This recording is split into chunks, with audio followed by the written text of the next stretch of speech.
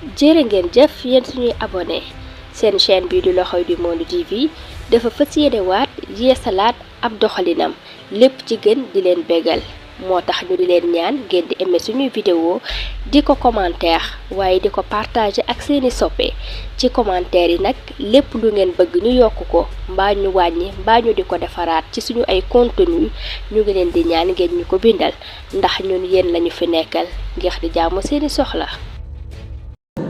Le gouvernement a commandité un audit des finances publiques à la Cour des comptes. Le rapport de la Cour des comptes, il est intitulé « Audit sur la situation des finances publiques, la gestion de 2019 à 2024 », c'est-à-dire toute la période du second et dernier quinquennat du président Macky Sall. Mais personne n'est contre que la Cour des comptes fasse cet exercice. Personne. Parce que nag bu ko kenn fàtte Cour des comptes bu toogee ba agsi fii tey ba doon li mu doon am doole bu mu am sañ-sañ bu mu am président Macky Sall moo ko gën a samp dëgëral ko jox ko ay jumtuwaay ne ko ay te demal nga liggéey. Cette personne-là, si elle avait quelque chose à cacher, si elle avait quelque chose à faire qui n'est pas conforme avec les prescriptions édictées par la loi, il n'allait pas mettre en place cet organe de contrôle des gestions successives de ces gouvernements successifs. Or, que nous dit ce rapport? Et notre excellent collègue Pape Malick Ndour l'a dit. Ce rapport, nous le rejetons 3 fois. 3 fois nous rejetons ce rapport. Nous le rejetons d'abord sur la forme, nous le rejetons sur le fond et nous le rejetons sur la finalité. Comme par hasard, c'est 3 F qui se suivent, la forme, le fond et la finalité. Sur la forme de ce rapport, Pape Malick Ndour l'a dit. Mais nous, on sait comment les audits se passent.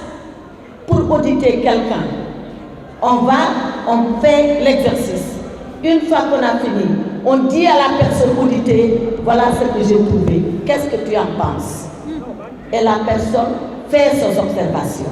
Et une fois que la personne a fait ses observations, la Cour des comptes sort son rapport définitif.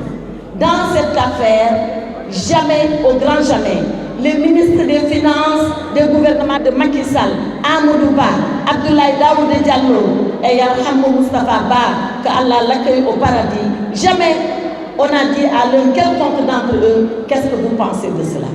Personne. On a fait comme si l'interlocuteur de la Cour des comptes, c'est toujours les services du ministère des Finances avec les nouvelles autorités politiques. Voyons.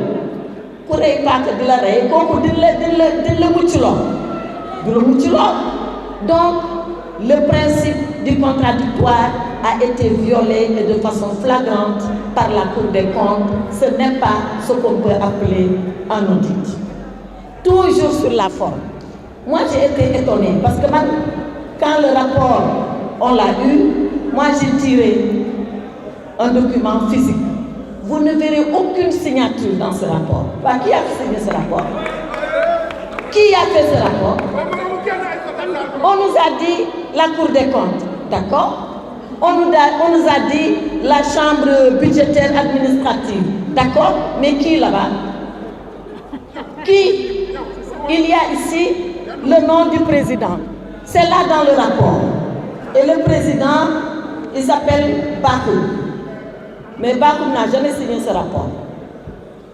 Il ne l'a jamais signé. Où est le rapport signé par Bakou? Qu'on nous le donne. Au moins que ce rapport ait un auteur. Mais dans le cas de nous def ba paré ragal ko assumer. Ragal ko assumer. Man de su waxé dara dina ko signer. Ma xamni li man mako def li motax ma def ko té ma signer ko ñep xamni man la. Donc sur la forme, voilà les 2 lacunes et graves lacunes de ce rapport. On ne sait pas qui a fait ce rapport, on ne sait pas qui l'a signé, qui revendique la paternité de ce rapport, paternité juridique, je veux dire, et on n'a pas respecté le principe du contradictoire. Si c'est ça un audit, il y a meilleur et il y a mieux que cela. Mais ce n'est pas seulement ça. Je vous avais dit qu'on rejette ce rapport sur la forme et qu'on va le rejeter aussi sur le fond. Sur le fond, la chose pour moi la plus grave, mais vraiment la plus grave, c'est que la Cour des comptes, elle vient auditer la gestion ou les gestions de 2019 à 2024. Mais qu'est-ce qu'elle audite, la Cour des comptes? Qu'est-ce qu'elle fait? Elle le dit elle-même, c'est à la page 8 de son rapport. La Cour des comptes dit excusez-moi, je vais sortir la page 8. La Cour des comptes dit objectif de l'audit. Qu'est-ce qu'elle veut faire? Elle dit l'objectif général de l'audit est de s'assurer que le rapport produit par le gouvernement rend compte fidèlement de la situation budgétaire et financière de l'État de 2019 à 2024. xam nga démb rek maa ngi doon xaw a alerter. di ni li may ragal rek mooy la politisation. dugg nañ ci nag ndax politisation rapport bi mooy wane rek ñaari sorties yi ndax ñi nga xam ni ñoo féete ci état bi. nguur gi def nañu seen conférence de presse wax grief yi nga xam ne moom la ñuy tuumaal ñi fi nekkoon di gérer réew mi.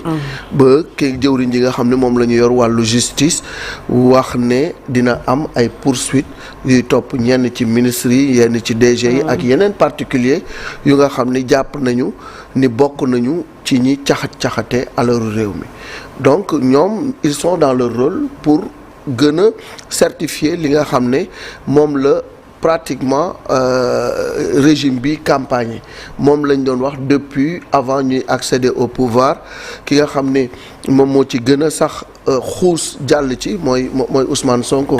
à tout moment da doon wax ne dañu sàcc alalu réew mi dañu falsifier chiffres yi. bis bu rapport yi génnee di ngeen dar seen gémmiñ loolu yëpp wax nañ ko fi. pendant la campagne bi passée aussi législative yi waxaat na lu mel noonu jëmale ko ci nguur gi fi nekkoon sous le régime de Macky Sall donc ça ne fait que confirmer li ñu doon xalaat ok beneen bi nga xam ne moom moo ci des aussi mooy de l'autre côté. Il faut que ñoom aussi ñu apporter la réplique. Et la réplique aussi dañ ko teg ci ay arguments yu nga xam ne arguments yu leer la parce que ki nga xam ne démb mooy maître Aïssata Tall Sall dellusi na sur le fond sur la forme et sur la finalité mais c'est l'autre Ndour qui a été vraiment très explicite dans ci li nga xam ne moom la parce que c'est un économiste. donc ñii ñi ngi leen di bëgg a enfoncer ñii aussi ñi ngi jéem a ragg seenub der. mais li wér te wóor mooy rapport bi am na ñi ko def ay experts lañu. am na ci lu nga xamante ni nii teguwul ci yoon ci gestion bi li ci des nag dañ koy bàyyi ak justice. de façon Pape Malick Ndour mooy nekk suñu gan ci kanam Cheikh Tidiane Diaw. jeexale je pense que c'est loolu moo ci am solo yëf yi da nga koy bàyyi ak justice mu def liggéeyam. justice moom su la wóolee ku def dina xam def nga wala ku deful dina xamee ni defuloo xam nga ci rapport bi waa APR yaa ngi dégg ñuy fustiger le principe du non contradictoire boo xamee nee nañ amul ci rapport bi mais ñi nga xamee ni dañ leen ci tuumaal tamit je pense que ba foofu mën nañu am occasion expliquer wu. Pape Fara sànq ci journal international am bi wane nañ ko mu fi wax Jean Castex c'est un ministre français boo xamee ne actuellement ñi ngi koy topp ci mbirum détournement de fonds ça veut dire que yooyu day xew ci république mais su amee na justice def liggéeyam mu leer mais dans cette histoire aussi Dieynaba entre pouvoir bi ak APR ku nekk di génne ay chiffres am ku nekk di tam sa morom dëmm je pense que aussi ça aurait été mieux Cour des comptes pour une fois ñu génn ci seen réserve ñoom tamit ñu génn expliquer wax parce que ñu bari tamit maître Aïssata Tall ils ont droit de réserve non soo déggee dem maître Aïssata Tall Sall ak expérience bi am ci justice yëpp moom yaa ngi ko dégg mu naan moom su gisoon rapport conseil cour des comptes sax dafa doon lox mais démb pratiquement daf leen wax ni que cour bi ils se sont tirés une balle mais ce qui veut dire que ça aurait été bien maintenant à mon avis ñoom tamit ñu génn wax dina doon gën a dimbali nit ñi ñu am une idée parce que dañ leen tuumaal ni dañoo certifié ay rapport ba pare xëyaat weddi seen bopp je pense que loolu tamit lu jara leeral la mais comme ni nga ko waxee dans cette histoire ne yoon def liggéeyam. ministre bi dem wax na ni que personne n'est coupable pour le moment. kon yoon su defee liggéey waaw yoon su defee liggéeyam. ku nga xamee ni def nga ba mu leer ni def nga. booba alalu réew mi moom loolu je pense que ñëpp a ci jëm ku ko jël. na nga layoo.